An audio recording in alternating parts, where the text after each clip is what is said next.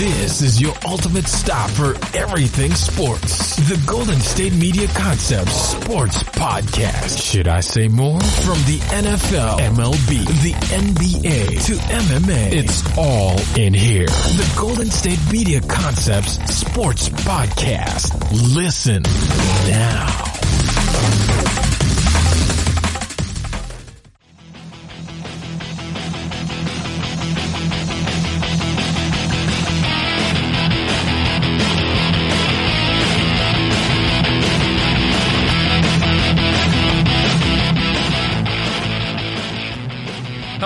Welcome to the GSMC Sports Podcast, brought to you by the GSMC Podcast Network. I'm your host for today's show, the Tuesday episode, the Tuesday edition, if you will. Josh Strickland, I'm your host, just to reiterate. So, missed the Sunday show. Sorry about that. I was a little ill, but I feel much better right now. So, we're going to go ahead and jump right in. We're going to talk about the NFL playoffs real quick. The Wildcard round.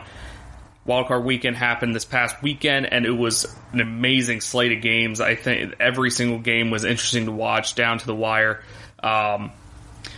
So we're going to jump right in. We're going to start with the Buffalo Bills versus the Houston Texans. This is the first game on Saturday. We're going to talk about the AFC in this segment, and then we're going to talk about the NFC games in the next segment.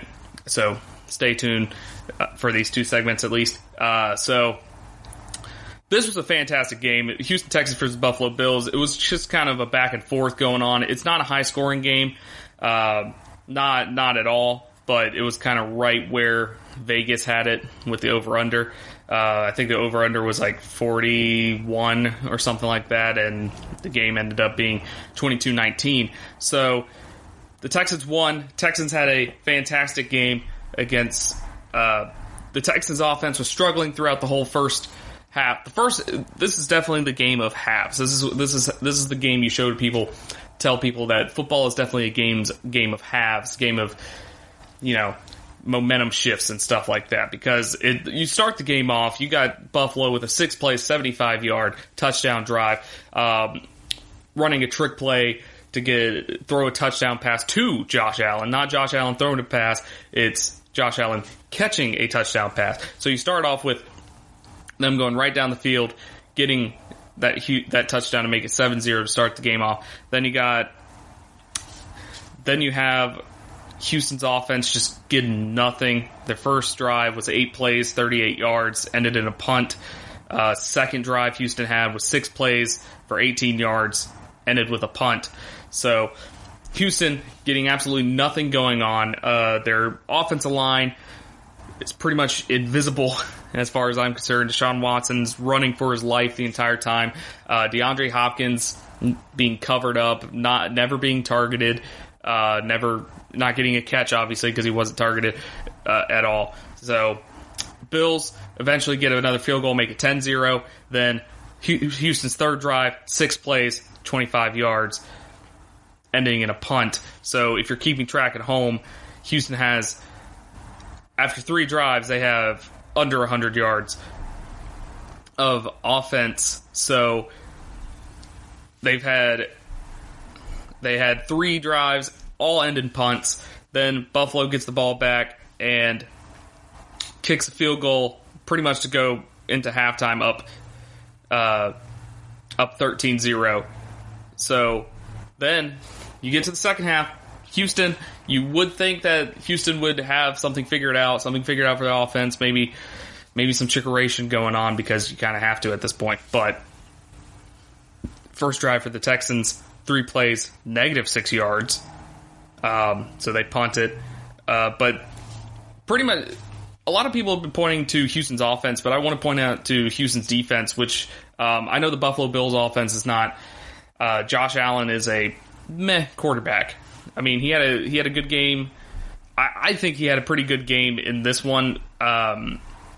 Completion percentage was just over 50, which is not the best, but 264 yards, no touchdowns. So maybe I was wrong. It's not as good as a game that it looked like he was making some passes that he needed to make, and he was kind of game managing, not making any mistakes, which if you're a rookie quarterback playing your first playoff game, it's kind of what you got to do. You just can't make mistakes.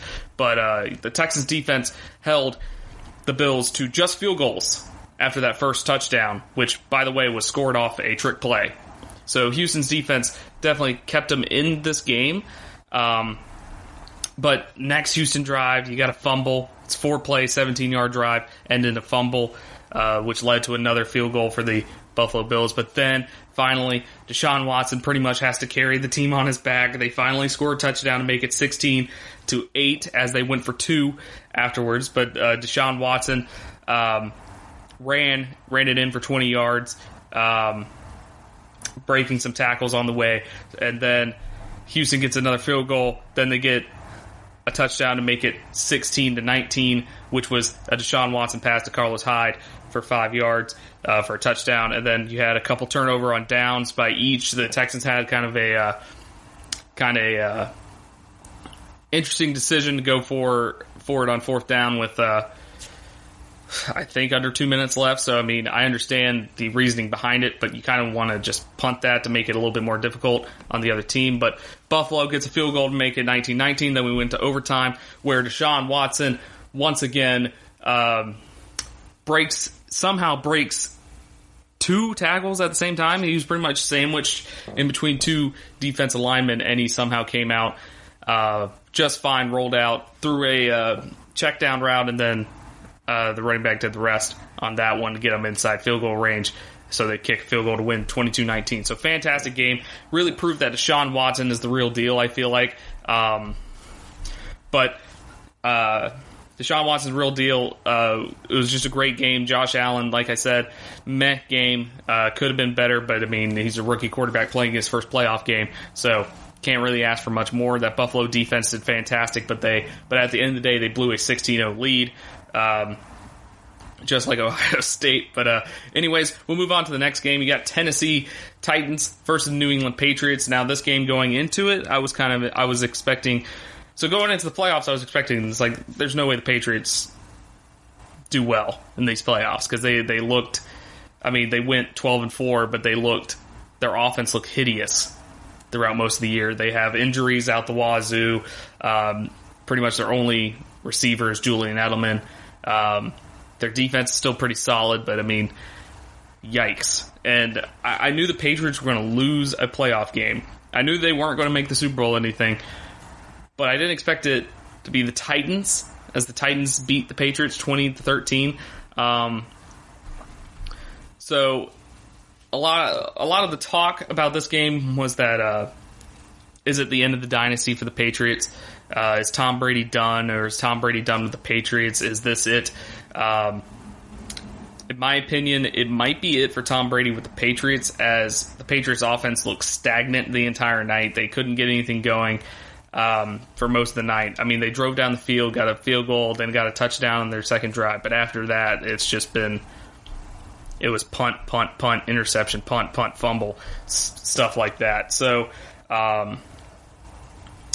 Ryan Tannehill did as well as Ryan Tannehill needed to be in this game, which, if you look at his stat line, it's not very impressive because he's not the story for the Tennessee Titans. Ryan Tannehill went 8-15, 72 yards, 1 touchdown, 1 interception. But the story of the Titans was Derrick Henry. Derrick Henry, if you don't know, he's a former Alabama quarterback. He won the Heisman in 2015, and I mean, the Heisman was kind of iffy because he was going up against Christian McCaffrey and he was going up to Deshaun Watson. So at the time, it was a very iffy Heisman, but nobody could deny that he is a very large human being and a hell of an athlete. As he got 182 yards and 1 touchdown. He averaged 5.4 yards against this New England defense that everybody was hyping up the whole time. So Derrick Henry was definitely the main story for the Titans. But here's the thing, though. Even though the Titans beat the Patriots, their win is kind of overshadowed by the Patriots drama that's going on, which is Tom Brady is a unrestricted free agent after this game. So there's a chance that he could go somewhere else or he could retire, which I think those are the only 2 options. I really don't think the Patriots... I know Kraft would probably want him back, but I know for a fact Bill Belichick probably does not want him back. And nothing personal, obviously. It's Bill Belichick. Nothing's personal for that man. It's just it's just business at that point because they could not get anything going. Tom Brady, and Tom Brady didn't do anything impressive, which he did what he usually does. He went 20 for 37, 209 yards. He threw slants. He threw the quick throws, pretty much the whole game. His one interception I'll barely count, it was a weird play because they had 11 seconds. They were down on the 1, and the interception came off because he was throwing to a curl route on the 1 yard line. But rewatching the play, it looked like they were trying to do a hook and ladder, which would have been awesome. But if a hook and ladder is your only bet for winning a game, it's probably not looking good. But so I don't even count that interception. But it was a good game. Came down to the wire. Like I said, it was 14-13. No. Yeah, it was 14-13 going into with the Patriots getting the ball with 11 seconds left. Fantastic performance by the punter for the Titans, which I can't. Kearns, that's his name. I just thought of it. Fantastic performance by him as he was pinning New England down inside the 20 plenty of times and pretty much flipped the whole field battle. And then, of course, you have the moment where Vrabel pretty much wasted 2 minutes of game clock. Actually, more than 2 minutes, about 3 minutes of game clock.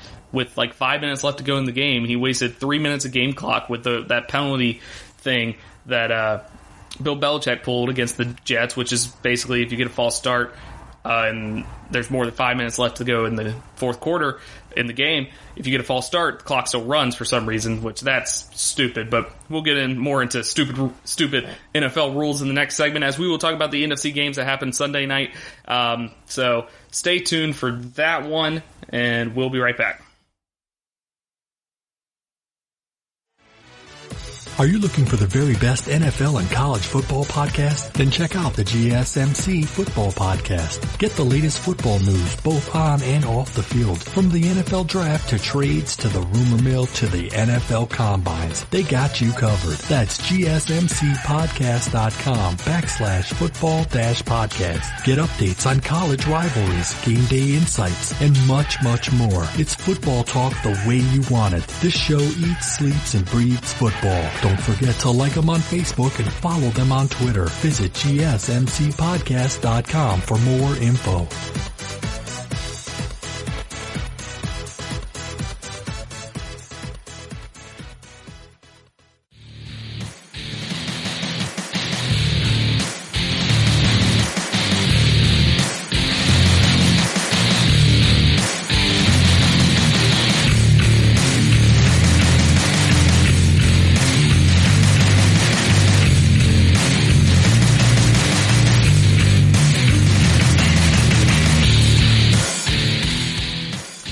So we're going to move on to the Sunday games, which is the NFC.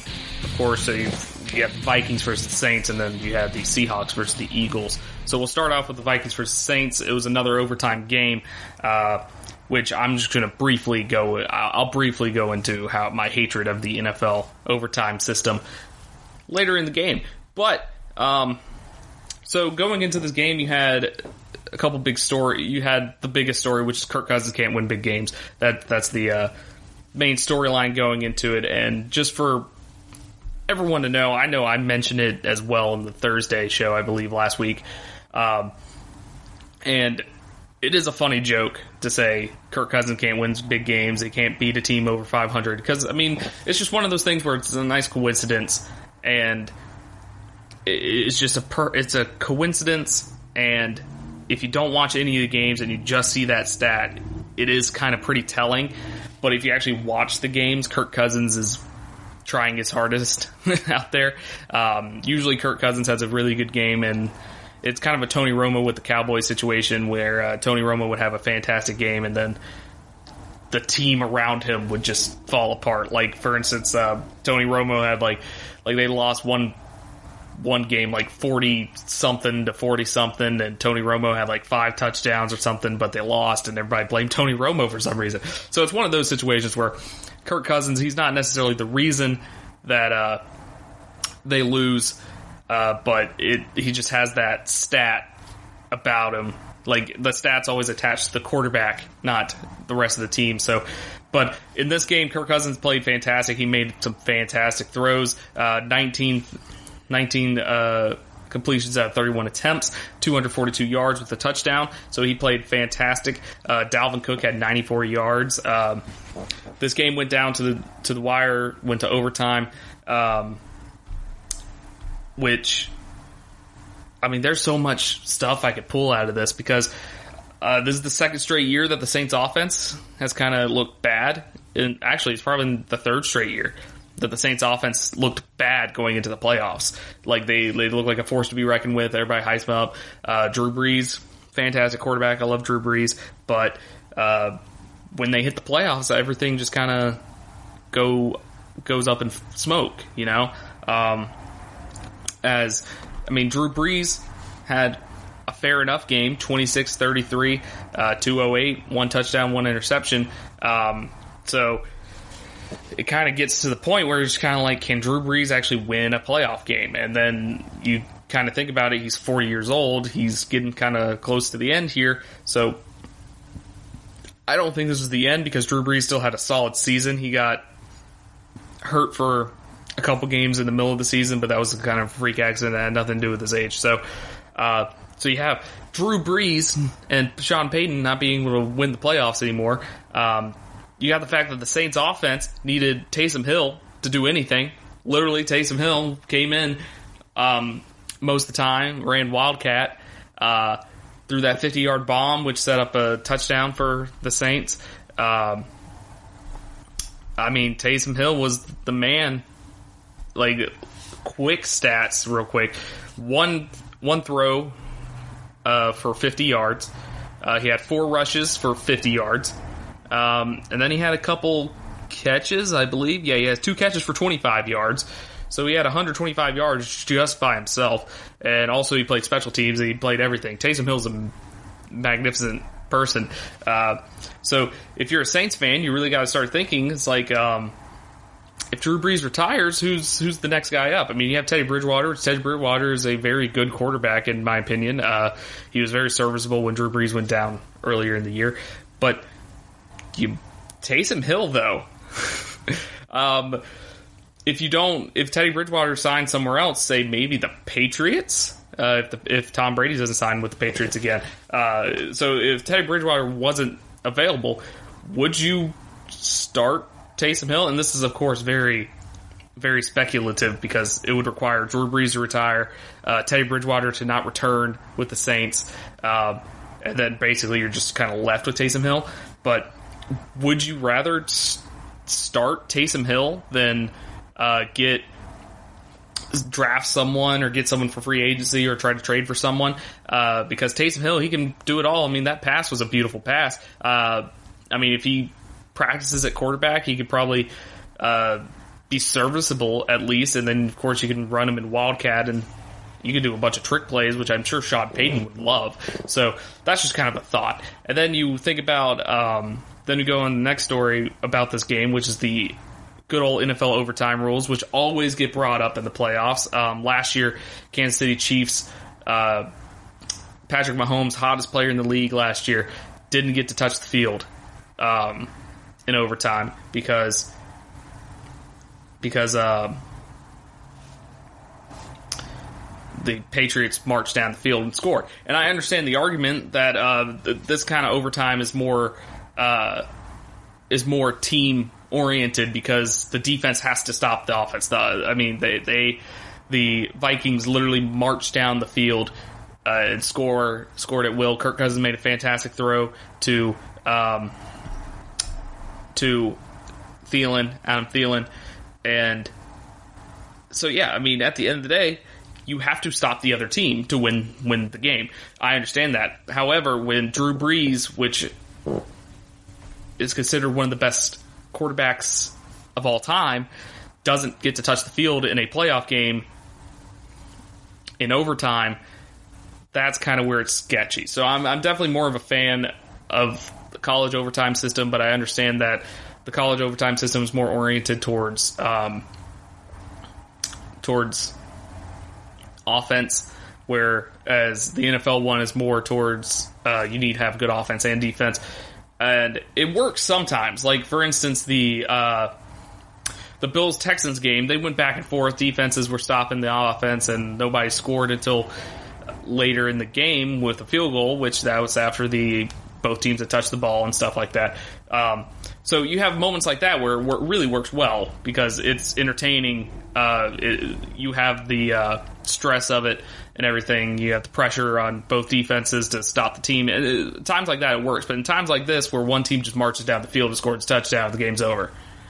It's very anticlimactic. But running out of time here in this segment, so let's move on to the next game, the Seahawks versus the Eagles, which in my opinion, not a fun game to watch. The Eagles only scored 9 points, three field goals.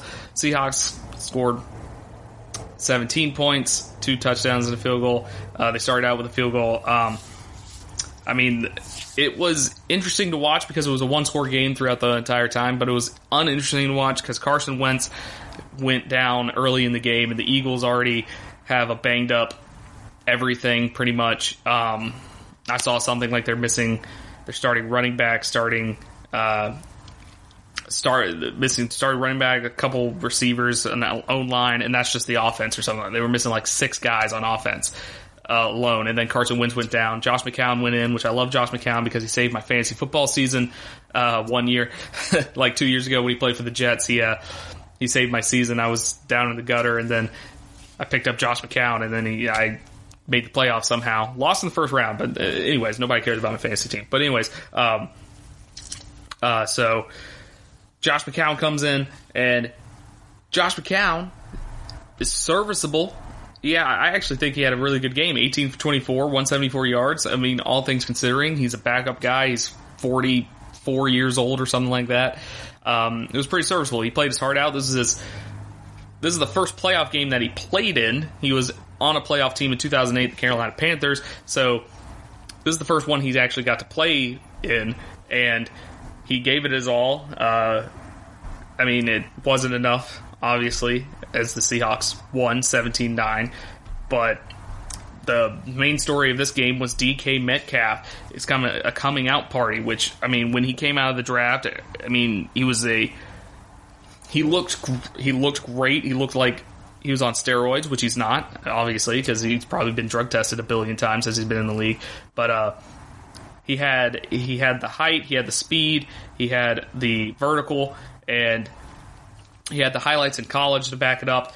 But some people kind of wrote him off because of his 3-cone time, and they said he couldn't run routes, which in this game he ran some pretty good routes. He got 7 catches for 160 yards and 1 touchdown, and he had the dagger at the end of the game, which was a fantastic catch. He was falling on his back and caught it over his head, which was a fantastic catch. Great throw by Russell Wilson, and that was pretty much iced the game there. So, I mean, Seahawks win the game.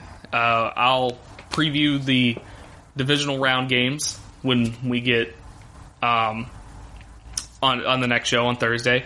But in the next segment, we're going to be talking about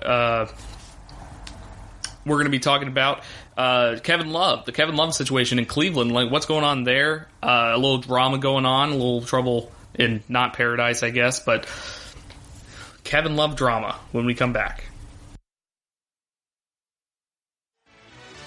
Check out the show that's built on the MMA. From the UFC to extreme cage fighting, they got the fights covered. Check out the GSMC MMA podcast. Get the latest news on past or upcoming fights. Join us as we talk to and about some of the biggest names in the MMA, past, present, and future. When it's the fight game, there's just one show to check out. GSMCpodcast.com/MMA-podcast. Don't forget to like them on Facebook and follow them on Twitter. Visit GSMCpodcast.com for more info.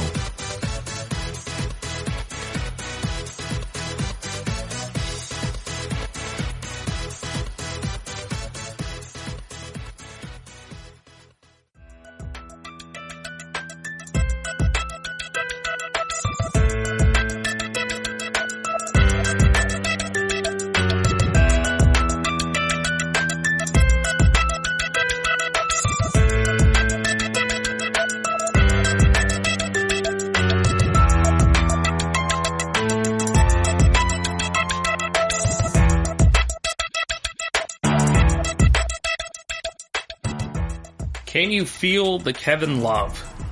So Kevin. Oh God, Kevin's back. So if you didn't know, Kevin Love, he played for the Cleveland Cavaliers when LeBron James was there. They won a couple titles, or one title, whatever. So Kevin Love. So after LeBron left last year, Kevin Love got an extension, or he got a new contract for 4 years. A lot of money. 4-year, $120 million extension in the summer of 2018, just after LeBron James left. And this year has not been going, I guess, the way he's planned. So apparently he was told by the front office that the Cleveland Cavaliers would try to, with the absence of LeBron, they would try to still compete for playoffs instead of completely tearing everything down and rebuilding, which is understandable for Kevin Love. That he is 31 years old. Doesn't have much time left in the league. He probably has a good 4 or 5 more years, and he doesn't want to waste away on a constantly rebuilding team, because if you recall, the Cleveland Cavaliers, much like the other Cleveland counterparts, the Cleveland Browns, were kind of a dumpster fire without LeBron. So without LeBron James coming back, the Cavs were in constant rebuilding mode. They couldn't make the playoffs without LeBron. So they were bad before LeBron. Then they drafted LeBron. LeBron was their savior and led them to the playoffs a bunch of times, but they never could get over that hump. And then LeBron left to go to Miami, and then the Cavaliers went in constant rebuild. They just kept rebuilding. They were basically the 76ers for the longest time, except there was no vision, there was no process there. So Cleveland Cavaliers kind of like the Browns. I wouldn't say they're a very well-ran organization. When you need the best player of all time to win a NBA championship, then you kind of... And even then, it's still a struggle, because LeBron struggled against the Warriors, of course, but the Warriors are considered one...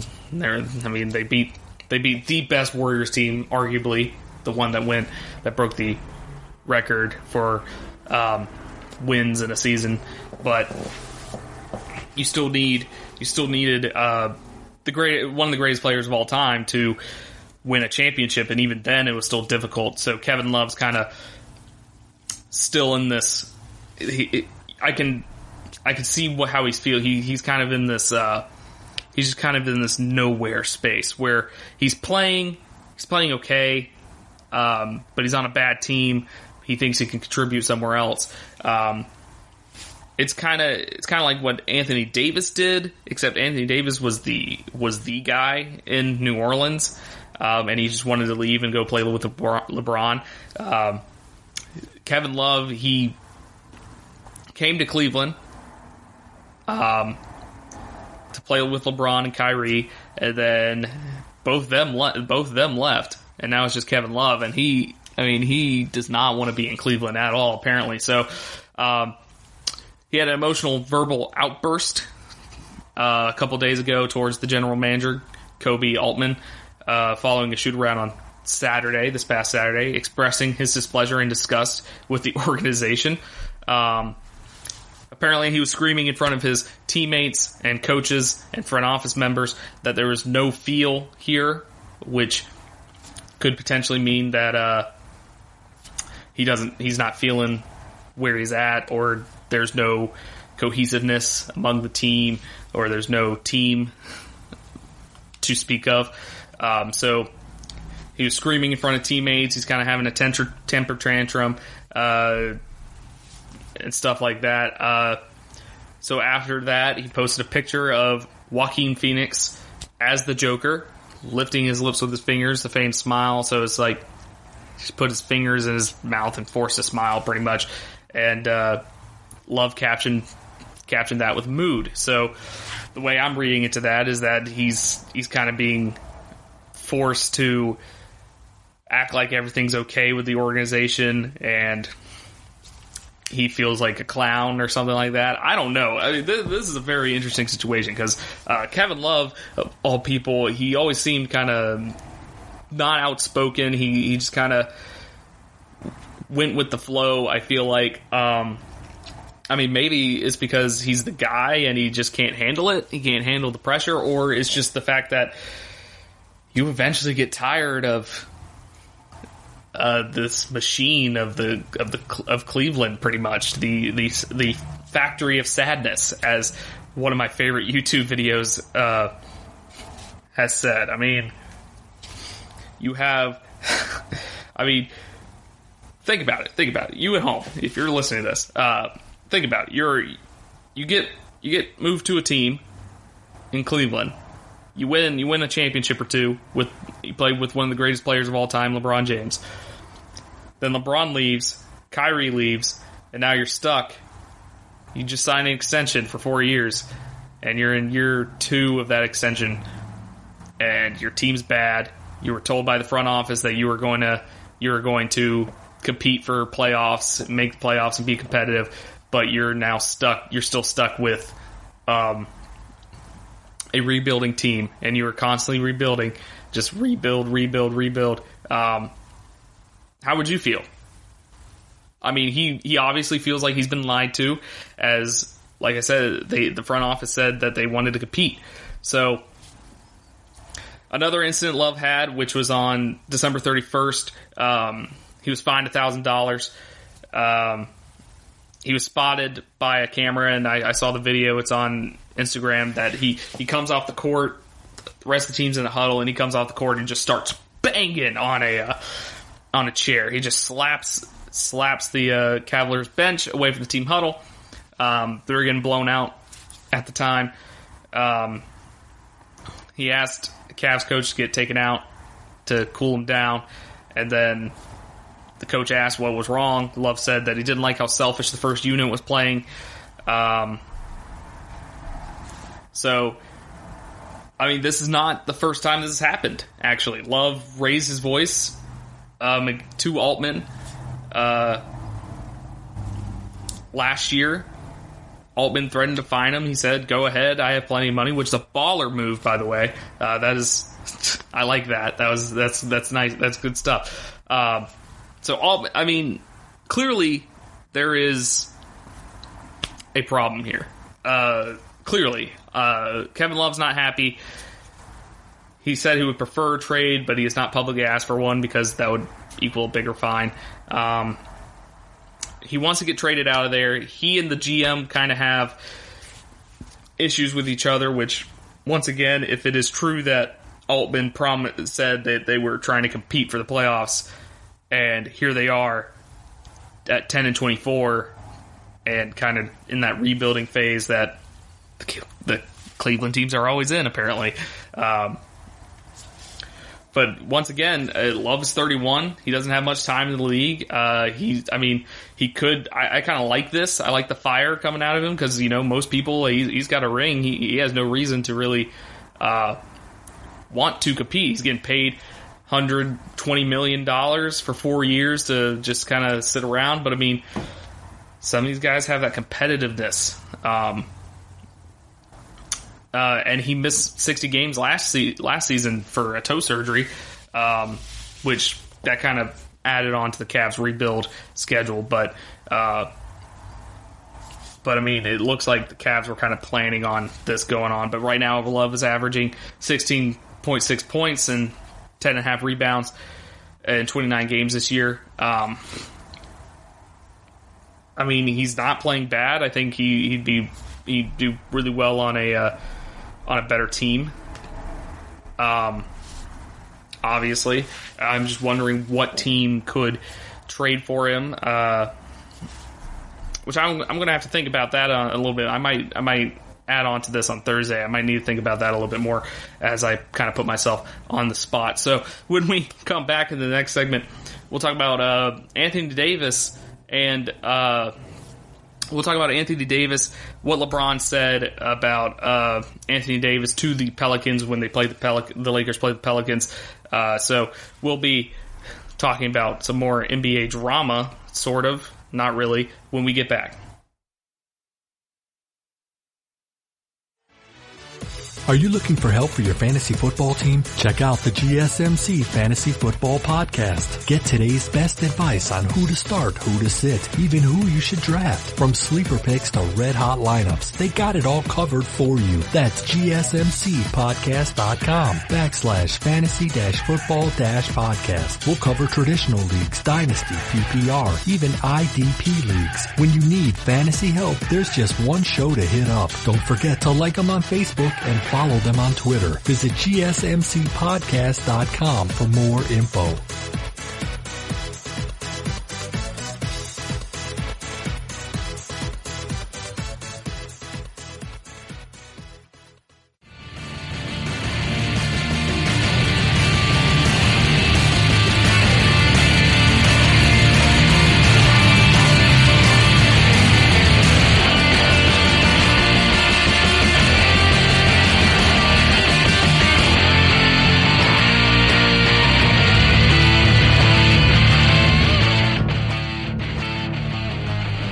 So the other night, the Los Angeles Lakers went and played the New Orleans Pelicans, and by that I mean they played in Los Angeles. I don't know why I said went to, but the Pelicans went to Los Angeles and played the Lakers, and this is a very interesting matchup because it's Anthony Davis's old team, first time playing the New Orleans Pelicans, the team that drafted him, the team that he's been on for pretty much his whole career until this year, and some interesting things came out of this game. So Anthony Davis got 46 points, 13 rebounds in a 123-113 win over the Pelicans. Fantastic game. And LeBron James, at the end of the game, sent an Instagram story with the caption, "We still gave too much for him, huh?" So this is, of course, referencing the Anthony Davis trade, which, if you don't know what the Anthony Davis trade was, let me spell it out for you. So, Pelicans traded Anthony Davis to the Lakers for Lonzo Ball, Brandon Ingram, Josh Hart, and 3 first-round picks, including the number 4 overall in 2019, which they used to get...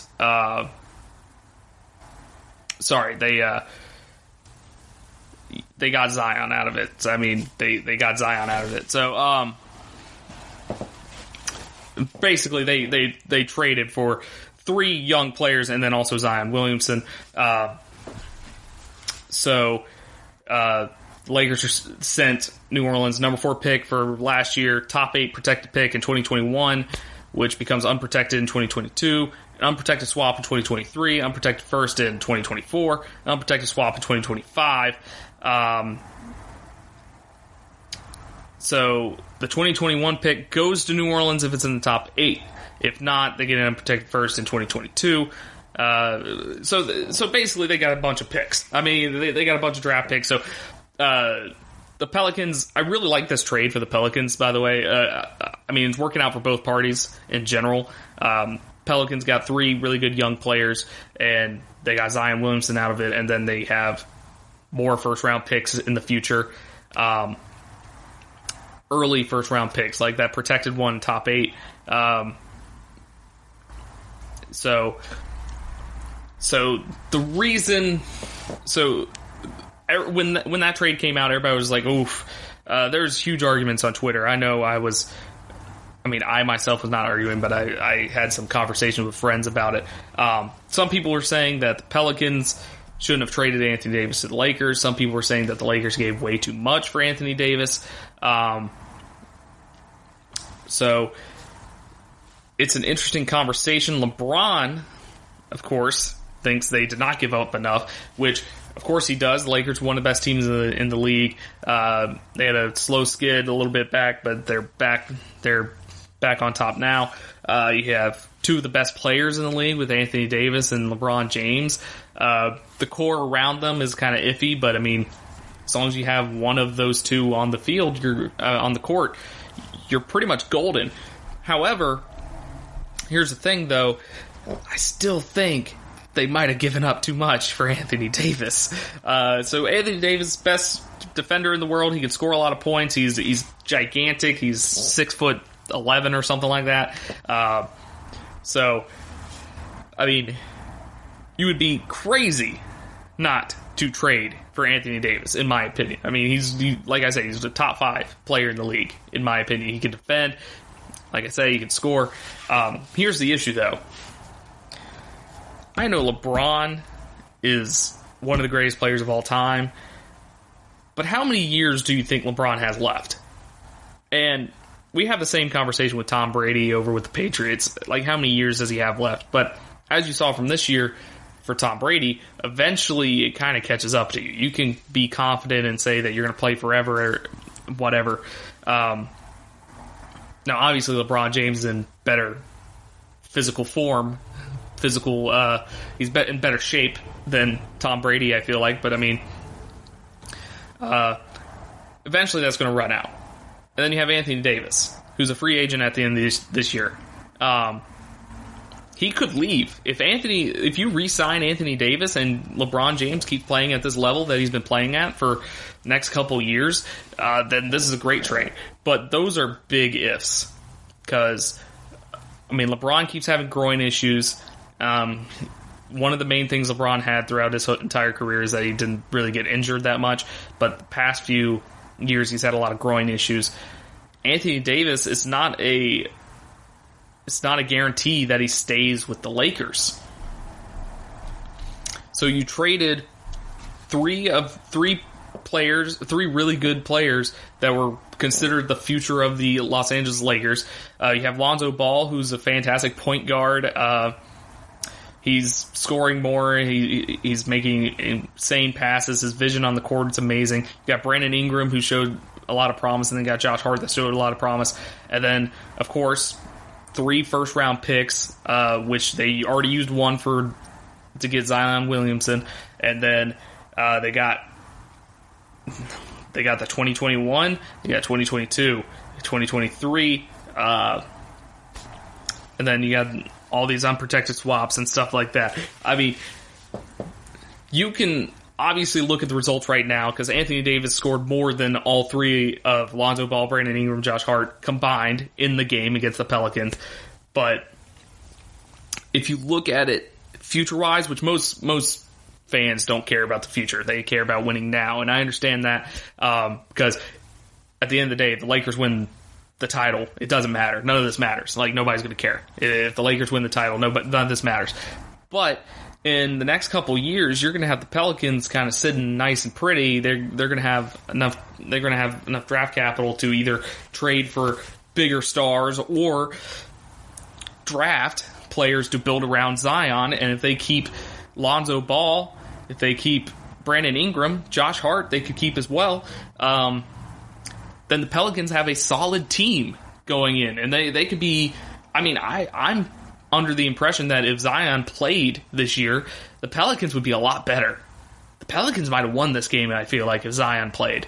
Obviously, Zion has not played a single NBA basketball game yet, so we really don't know how he would do as he had that injury before the season started. He was supposed to start playing by now, but, I mean, maybe some complications with the injury happened, and we just don't know. I mean, that is a huge mystery. So, I mean, there's mysteries on both sides, but I feel like the mystery is on the Lakers side, which are pretty much in win-now mode. If you do not win a championship this year, it looks kind of iffy. I mean, more than likely they'll be able to sign Anthony Davis back. But, I mean, that's a risk. This whole thing is a risk. So I mean, you can argue that the Lakers won this trade. And of course, they've made this trade to try to get Kawhi Leonard as well. Which, if they got Kawhi Leonard, if they gave if they gave Kawhi's uncle stake in the team, man, unstoppable. You would not be able to score against the Lakers.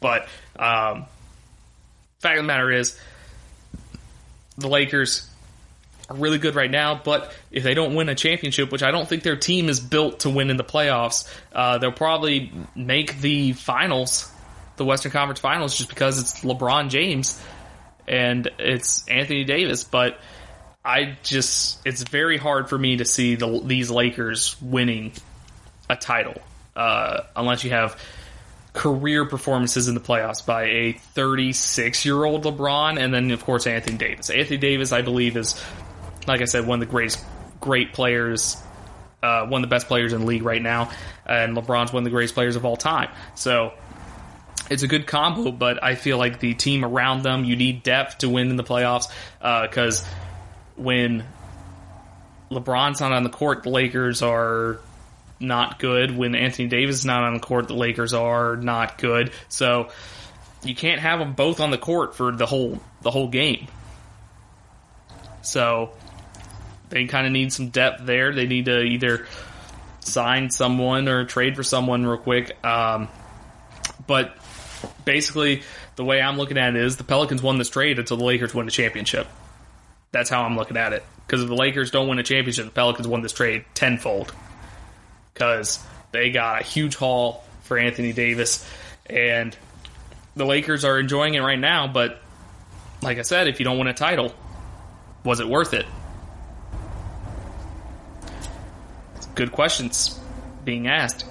So when we come back, we will be talking about Tua Tagovailoa and his press conference that he had on Monday, which, as I'm recording this, it's hasn't happened yet. So you're going to pretty much get live reactions from me. So stay tuned for that, and we'll be right back. Are you looking to get your college football fix? Looking to get the latest news on your favorite school's team? The GSMC College Football Podcast is your ticket to all things college football. Join us as we talk college football from the national championship, the college rivalries, the bowl game, to the Heisman Trophy. To which conference is the best? We've got you covered for the Big Ten, SEC, Big 12, the Pac-12, ACC, and everything in between. Download the GSMC College Football Podcast on iTunes, Stitcher, SoundCloud, Google Play, or anywhere you find podcasts. Just type GSMC in the search bar.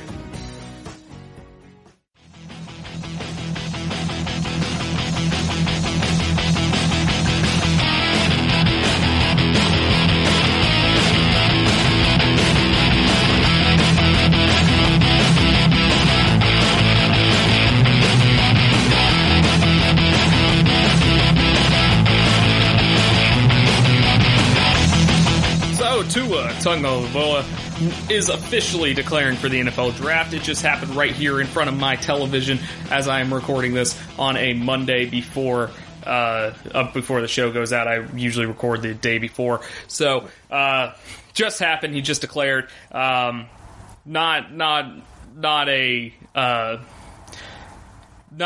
surprising decision. He is, of course, in his junior year, Coach Saban said he had about 17 credit hours left to go, which I'm not sure if he's going to complete those 17 credit hours or what have you. But you could really tell that through Coach Saban, Nick Saban's press conference before Tua made his decision, you could tell that there's a lot of respect, as Nick Saban kept saying that Tua made a lot of impact on the field, but nobody knows the immense impact that he made off the field with being a leader and being a guy that helped out the team emotionally and through leadership, through any other means, through passion and stuff like that. And you really don't hear Nick Saban talk about football players like that.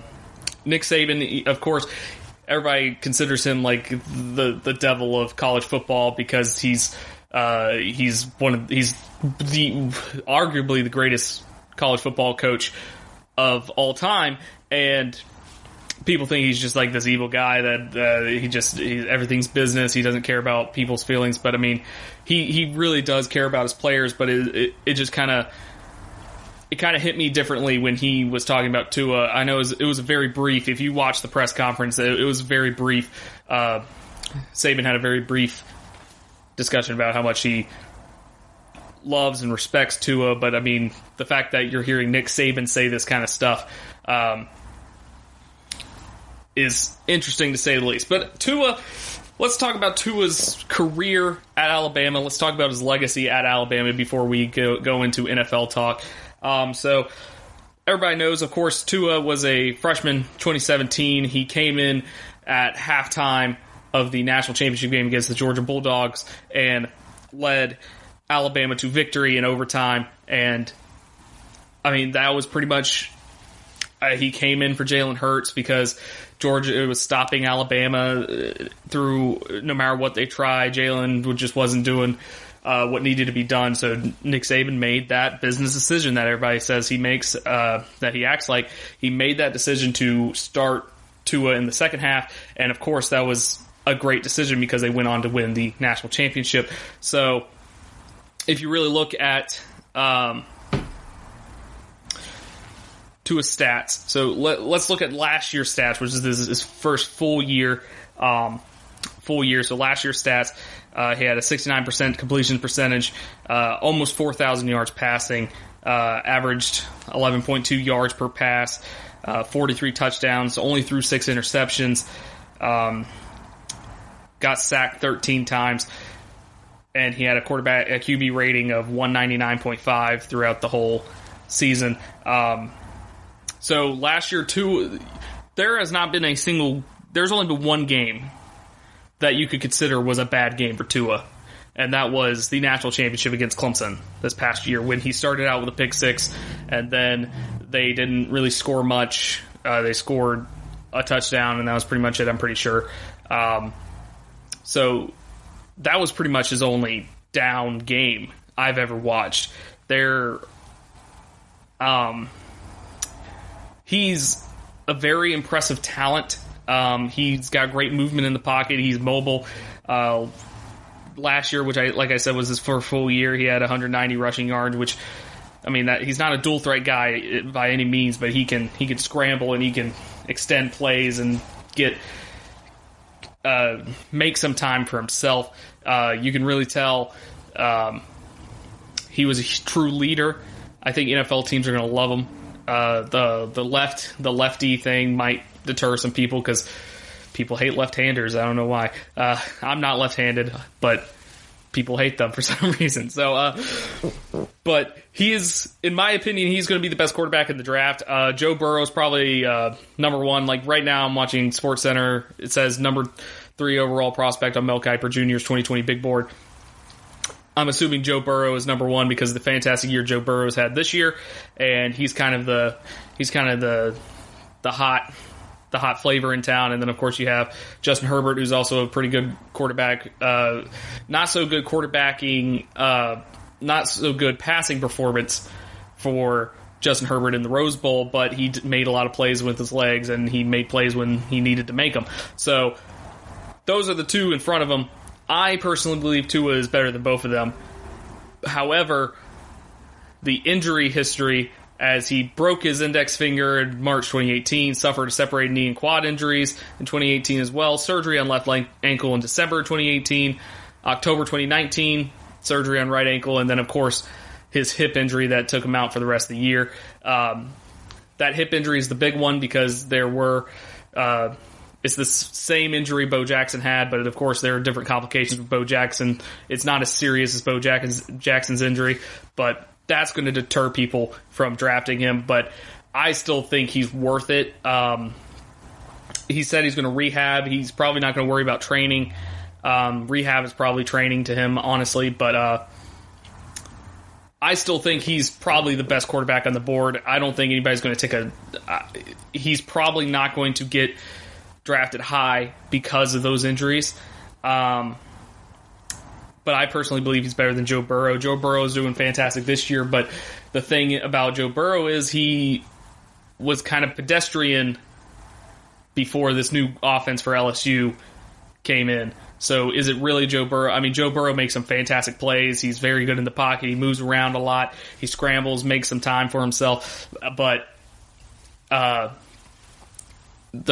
he had 1 year of excellence where Tua, he came in cold in the second half of the national championship game and won the game, and then came back the next year, was the best quarterback, lost the Heisman to Kyler Murray, and he was the best quarterback of last year, and then of course this year he was one of the best quarterbacks of the year. It was more of a down year this year.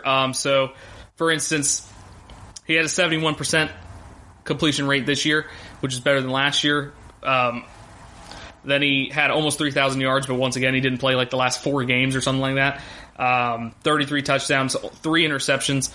So it's going to be really interesting. I think the Bengals will probably get Joe Burrow. Redskins are probably going to get Chase Young. The Lions might draft a quarterback because Matthew Stafford's a little up there. The Dolphins might draft him. Dolphins could be a good spot for Tua. Or the Chargers. And then you got the Panthers, who, depending on what they do with Cam Newton. So those are likely teams. One of those teams will... Joe Burrow is definitely probably going to the Bengals. Chase Young's definitely probably going to the Redskins. Then Justin Herbert might go to the Lions or the Dolphins, and then Tua will go to whoever else is up there. I mean, this injury, I hate to say this because I don't want this to happen. This injury might make him drop down to a Patriots draft pick, potentially. The Patriots could, replace Tom Brady with Tua Tagovailoa, which would be fantastic. But I don't think he'll drop that far. He is definitely a perennial talent. He was the number 1 quarterback when he went to Alabama, and he lived up to the hype, won a national championship, won the SEC last year, had a disappointing game in the national championship against Clemson, of course, and then this year he was on pace to have another great game, but then he succumbed to injury, which, I mean, you can't hold that against him. Injuries happen. So the injury proneness is definitely a factor for the draft, but I think in draft interviews, when he meets with teams, if he probably won't do the combine, I don't think he would, but with his interviews and when he meets with teams are going to fall in love with this kid. So I think he's going to go pretty high still, even with these injuries. But so that's it. Tua going to the draft, going to the 2020 draft. We'll see what lucky team gets him. Hopefully that team doesn't ruin him or try to make him run to the ground. I mean, he makes some fantastic throws. So yeah, and going into our final segment, I'm going to go through a lot of people have been posting their Baseball Hall of Fame ballots, and I'm going to go down the ballot list, and I'm going to choose who I think should be in the Hall of Fame. So that'll be in the next segment, our final segment of the day. So stay tuned. Check out the show built around the women of MMA. From the UFC, Invicta FC, Bellator, and one championship. We got the fights covered. It's the Golden State Media Concepts Women's MMA Podcast. The latest news of upcoming fights, discussions of previous matches. Join us as we talk to and about the biggest names in women's mixed martial arts. Past, present, and future. When it's the women's fight game, you know where to listen to. The Golden State Media Concepts Women's MMA Podcast.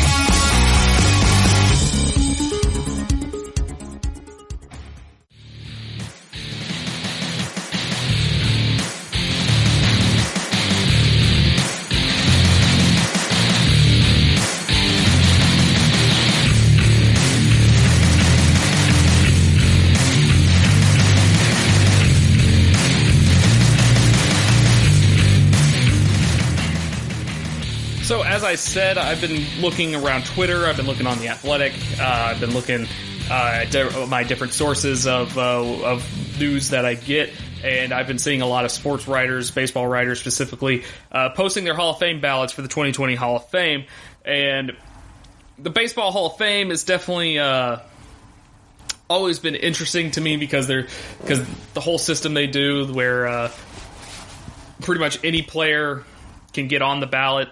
But then after a while, they'll start losing votes, and then after like 5, 6, 7 years or something like that, they are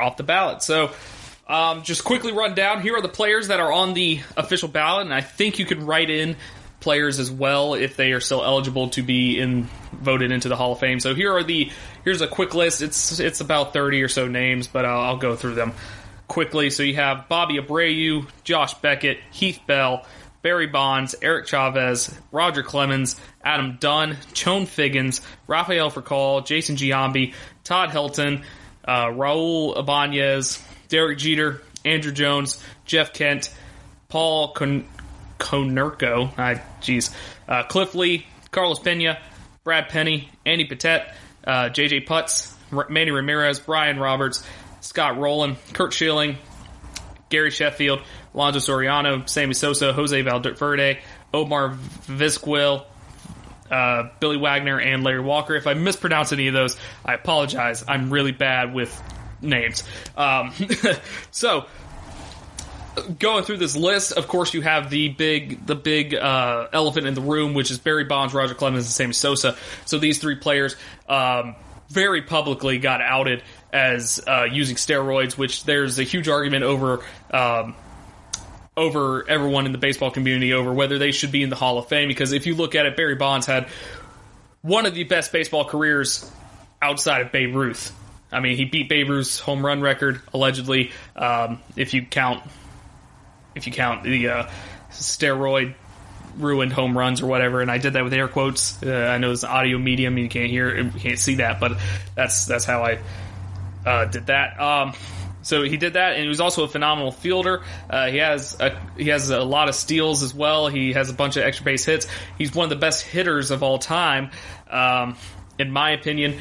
So I definitely do think he deserves to be in the Hall of Fame, but I can see why he's not in the Hall of Fame. I can see how Major League Baseball doesn't want him to be in the Hall of Fame. But here's the thing, though. This is not the MLB. This is the Baseball Writers Association of America Hall of Fame.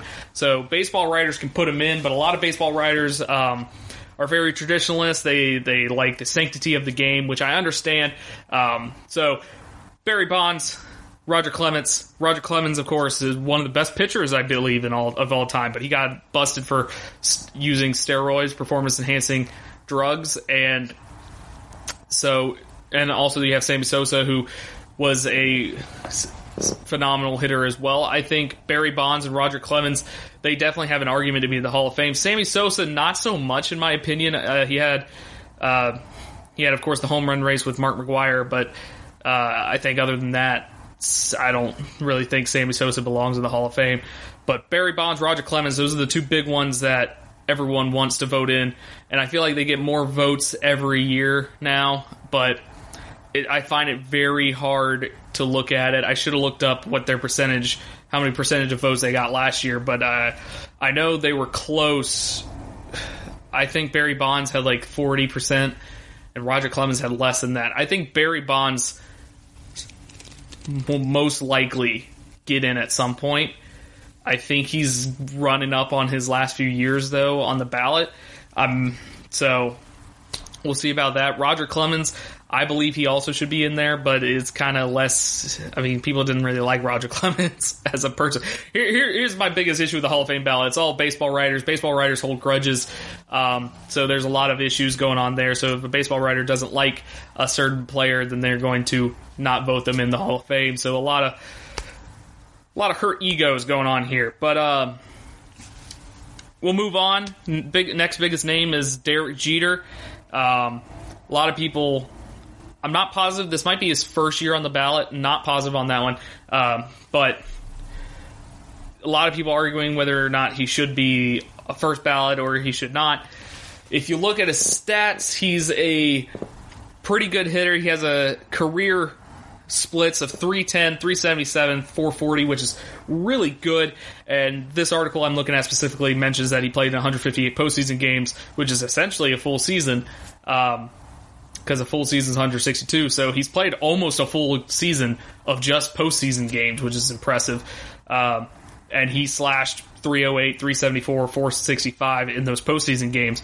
So the main argument for Derek Jeter is that he performed he was consistent throughout his whole career. He performed basically the same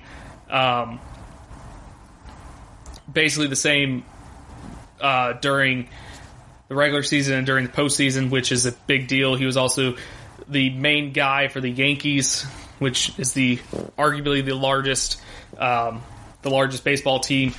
I know they're like in the top 10 brand names in sports. because it's the New York Yankees. They've had literally every great baseball player you can think of. So there's a lot going for Derek Jeter to get in. Do I think he should be a first ballot? And once again, this could not be his first time on the ballot, so this could be all just me being stupid. But I think he belongs in the Hall of Fame. I think he is good enough to be in the Hall of Fame. But first ballot might be a little too much. But looking at the other names on here, I just don't see. I mean, Manny Ramirez, I feel like, should definitely make it eventually. I don't think he's a first balloter or whatever.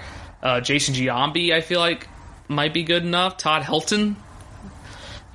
Josh Beckett, you could argue against him. It's kind of a weak ballot. Derek Jeter is definitely the biggest name. You also have Gary Sheffield on there, which Gary Sheffield, I hope, makes it. Gary Sheffield should make it in this year. That's what I'm saying. Gary Sheffield's solid. But his name has also been attached to PEDs. We're moving on to Gary Sheffield. His name's also been attached to PEDs. Using cream provided by Balco. He did not realize it was a banned substance.